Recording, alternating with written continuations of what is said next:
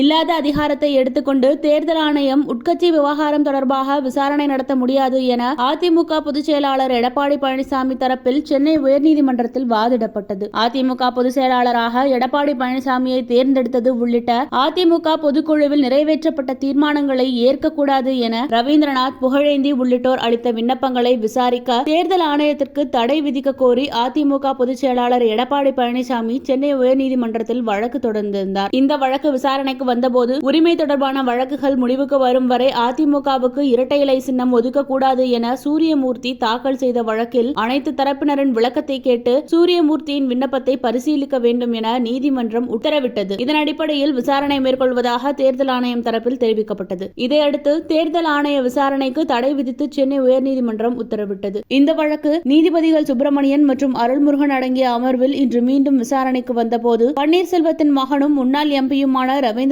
மற்றும் புகழேந்தி தரப்பில் தடையை நீக்க கூறி மனுக்கள் தாக்கல் செய்யப்பட்டன. இந்த மனுக்கள் மீதான விசாரணையின் போது ரவீந்திரநாத் மற்றும் புகழேந்தி தரப்பில் உயர்நீதிமன்ற உத்தரவுக்கு முன் தேர்தல் ஆணையத்தில் அளித்த மனுக்களுக்கு பதிலளிக்கவே தேர்தல் ஆணையம் உத்தரவிட்டிருந்தது. தனிப்பட்ட அதிகாரம் கொண்ட தேர்தல் ஆணையத்தின் விசாரணைக்கு தடை கோர முடியாது என்றும் வாதிடப்பட்டது.